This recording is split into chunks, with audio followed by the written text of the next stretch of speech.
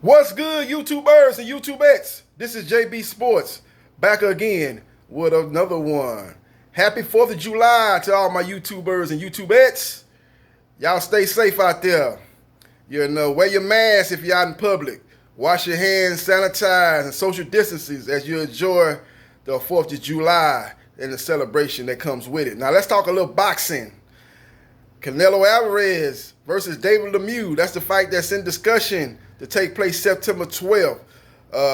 David Lemieux's promoter said that the former IBF middleweight champion is in early stage of discussions with Eric Gomez, the president of Golden Boy Promotion, for a potential matchup to take place September 12th, Mexican Independence Day.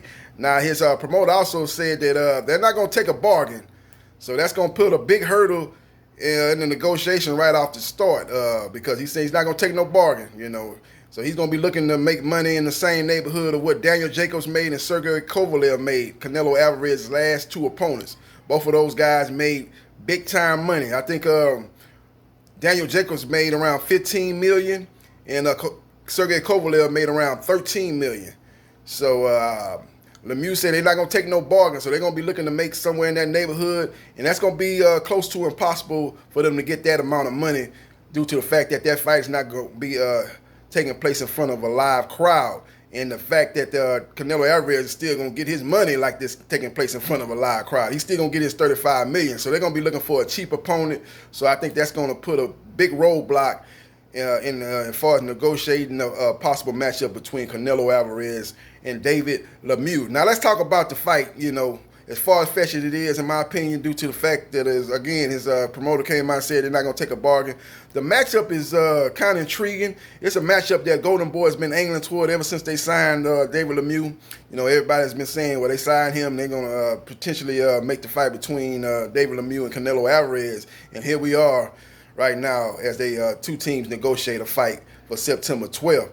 Now, as far as the fight goes, David Lemieux, every time he stepped up against elite opponents, he's coming up short, man. He's basically fell flat on his face. You look at the Triple G fight, man. That was a fight I was very excited for, man. Went to the sports bar to check it out, and it was a one-sided beatdown by Triple G, as David Lemieux could never solve the Triple G jab as he jabbed, and he kept jabbing, and catching him with the straight right hand all night. And he was able to pull out something in his repertoire that a lot of people didn't think Triple G had, man. He actually just outboxed him and punished and stopped him as he was able to use controlled distance, keep him on the end of his jab, and catch him with the right hand, and just basically pummel David Lemieux. Did a good job of going to the body in a one-sided beatdown. A lot of people speculated before that fight it was going to be one of those fights where it might not go past 3 rounds. Somebody's going to get knocked out as you get two power punches squaring off. But Triple G became the boxer in that fight and kind of threw off David Lemieux. David Lemieux could never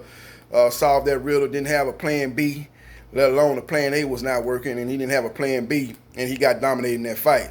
Now, he went on to win some fights afterwards, actually 7 of his last 8 fights, but the one fight he did lose was against another champion in Billy Joe Saunders, as he was outclassed, outboxed, outwitted, out technical skills in that fight, as Billy Joe Saunders put on a virtuoso performance, the best performance of his career, as he dominated, outboxed, and outclassed David Lemieux. David Lemieux got exposed in both fights as a flat-footed fighter that needs to be set to throw his punches. Now, when he does throw his punches, he's one of the most explosive power punches and one of the most fastest power punches in boxing, especially back in 2015. Now, he's a little bit faded now, so that's even in question as far as his explosiveness and quickness to get off his power punches.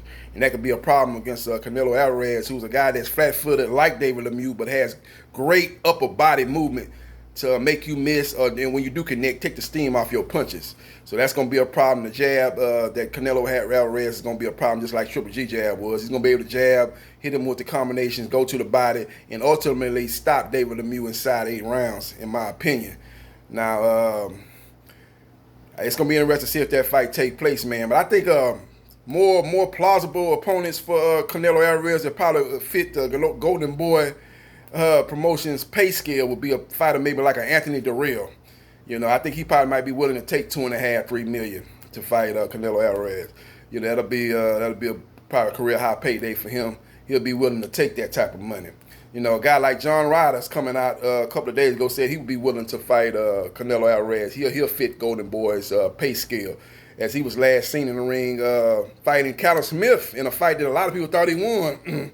Callum Smith won a controversial decision over him, and he came in that fight as a huge underdog, but he actually outworked Callum Smith, and it was a very close competitive fight.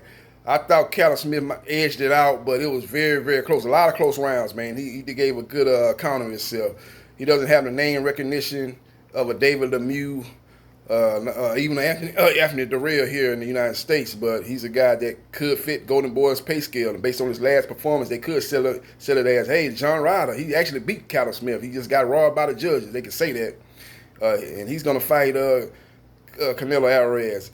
And Canelo Alvarez is going to look to do a better job on him than Callum Smith did, who's a world champion at super middleweight. So they maybe can sell that. Gabe Rosado is another guy that would probably fit the Golden Boys promotions pay scale.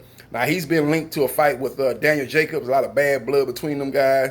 Daniel Jacobs said he wants to get that fight. That's an itch that he's got to scratch because he's been hearing Gabe run his mouth a lot. He wants to shut him up. So he wants to get in the ring and beat him before he chases another title at 168. So, but he probably be willing to take the Canelo Alvarez fight for around $2.5–3 million. That'll be a career high payday for him.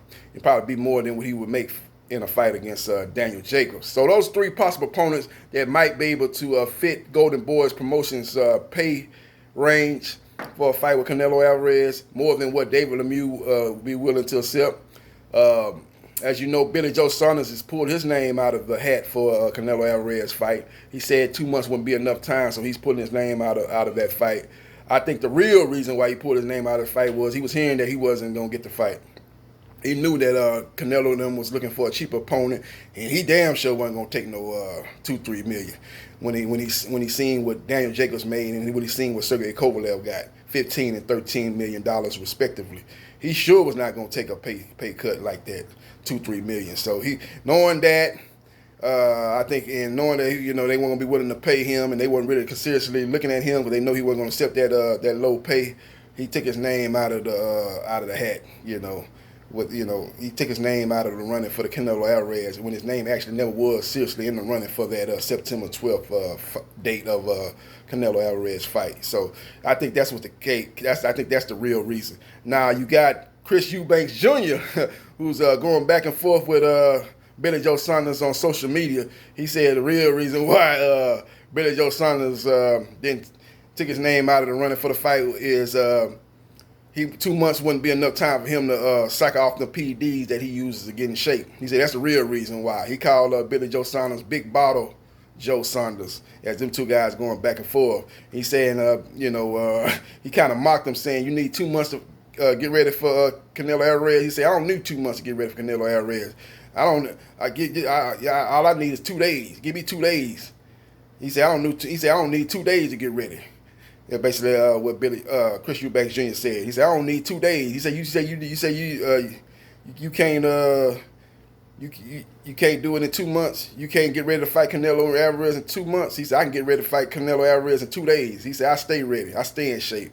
So those two guys, they're going back and forth as they've had a bitter rivalry that dates back to the time they got in the ring and fought a very competitive, very close fight. I think Billy Joe Saunders won a split decision win over Chris Eubanks Jr. several years back, and those two guys have been going back and forth. I think Billy Joe Saunders said after the fight he kind of beat Chris Eubanks Jr. with his C game. He said he wasn't even he didn't even beat him with his A game. He beat him with his C game. So them guys have been going back and forth with each other for years. And this here situation with the Canelo Alvarez looking for an opponent for September 12th has brought all that back to light again. Those two rivals going back and forth. But again, in my opinion, Billy Joe Saunders knew that he wasn't going to get the fight. His team knew he wasn't going to get the fight, and he just beat everybody to the punch and said, "Oh, no, I don't want the fight. I'm not going to take the fight. 2 months is not enough time for me to get ready."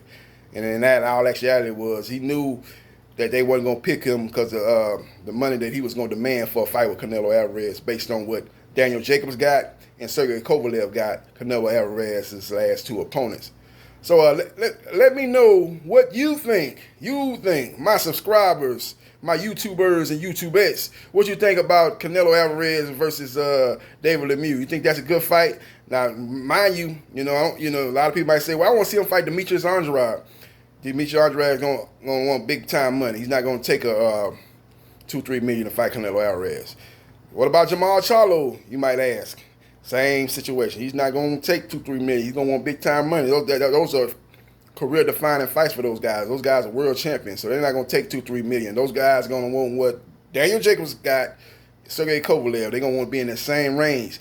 And right now, and we might not ever get back to this point. Pre-pandemic, the zone was throwing around a lot of money, but post-pandemic, they've had financial problems, especially the Zone USA having financial problems. They're not going to be able to throw that amount of money, and plus the fact that they're not going to be able to have live crowds, so they're not going to be able to pull revenue from the live gate the night of the fight.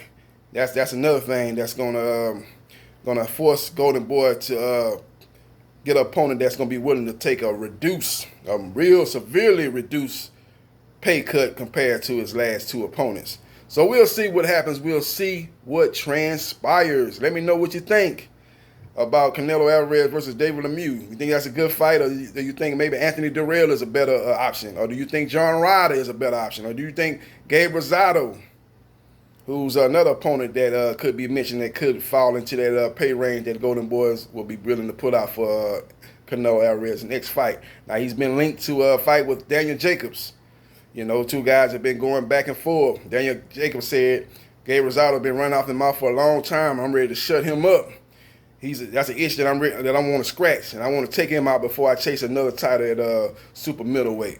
So that fight has been talked about for a while now. But maybe Gabe Rosado will pull out of that fight again and take the Canelo Alvarez's fight, which will give him a career high payday and which will pay him more than a fight with Daniel Jacobs. So that's another opponent that could be lined up to fight Canelo Alvarez at 168 pounds. Well, Canelo Alvarez will have his regular WBA title on the line for that fight September 12th. So let me know what you think in the comment section about Canelo Alvarez versus David Lemieux. You think that's a good fight, or you think that's a horrible fight? And let me know if you think it is a horrible fight, some opponents that be better options for Canelo Alvarez. Them three I just named here, or maybe you might find some more that remember, you got to find somebody that's going to be a cheap option. You can't bring, Jamel Charlo, Andrade, that sound good, but those fights are not going to happen. Caleb Plant, David Benavidez, those guys are going to command big time money, career high purses. Again, in the same range as the Daniel Jacobs got for the fight, Sergey Kovalev got for the fight. So they're going to ask for those type of fights. So those guys I'm not even mentioning because I don't think those fights are realistic. The fights that are more realistic are the David Lemieux of the world, the John Ryders of the world, the Gabe Rosados of the world, the Anthony Durrells of the world. But there might be some other fighters out there of the same caliber that might be better options in your opinion for Canelo Alvarez's next fight. Let me know what you think in the comment section. This is JB Sports, the man, the myth, the legend. I holla.